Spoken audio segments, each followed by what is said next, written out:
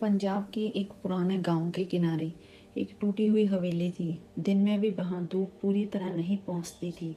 People का पेड़ इतना बड़ा था कि उसकी परछाई हमेशा हवेली पर पड़ी रहती। लोग कहते थे उस हवेली में रहने वाली औरत किसी का भी नाम सुनकर उस पर वशीकरण कर सकती है। कोई पक्का सबूत नहीं था, लेकिन गांव में 3 लोग ऐसे थे जो अचानक बदल गए। पहला स्कूल का मास्टर, दूसरा दूध वाला, तीसरा डाकिया। तीनों कुछ दिन हवेली के आसपास देखे गए, फिर अचानक चुप, खाली आंखें और एक ही वाक्या, उसने बुलाया है। राहुल की एंट्री हुई। शहर से आया राहुल इन सब बातों पर हंसता था। वो कहता, 21वीं सदी में भी ये सब मानते हो?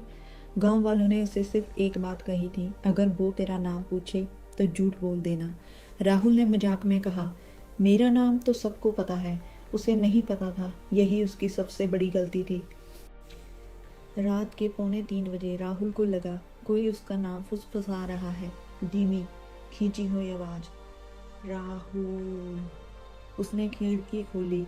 हवेली की छत पर सफेद कपड़ों में कोई खड़ा था। हवा नहीं चल रही थी, लेकिन उसके बाल उड़ रहे थे। राहुल ने आंख झपकी और वो गायब। अगले दिन जिज्ञासा उसे हवेली तक ले गई। दरवाजा बंद था, लेकिन जैसे ही उसने छुआ खुद खुल गया। अंदर धुआं था, अगरबत्ती नहीं, कुछ जला हुआ जैसे बाल। दीवार पर सैकड़ों काले धागे टंगे थे, हर धागे पर एक छोटा कागज बंधा था। राहुल ने एक खोला, उसमें लिखा था, मास्टर हरनाम सिंह। उसका दिल धड़क उठा। अचानक पीछे से आवाज आई, अपना ढूंढ रहे हो? राहुल मुड़ा। वो बुआ सामने खड़ी थी, उसकी आंखें सीधी राहुल की आंखों में। वो मुस्कुराई, तुम्हारा नाम तो बड़ा प्यारा है। कमरे के बीच में रखा था एक लंबा काला आईना। बुआ ने कहा, देखो तुम्हारा भविष्य। राहुल ने देखा। आईने में वो खुद नहीं था, वो जमीन पर बैठा था, हाथों में काला धागा, और बुआ के हाथ मंत्र पढ़ रहा था।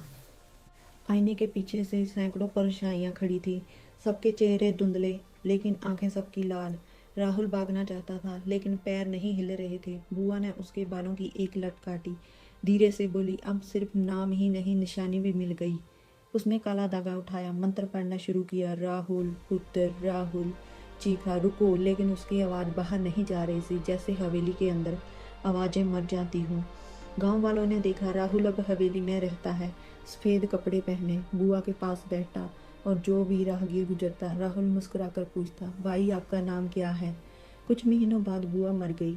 गांव वालों ने राहत की सांस ली, लेकिन हवेली अब भी खाली नहीं है, क्योंकि अब वहाँ एक नया आदमी बैठा है, सफ़ेद कपड़ों में, लाल आंखों के साथ, और वो हर आने वाले से पूछता है, नाम बताओ, क्योंकि वशीकरण कभी ख़त्म नहीं होता।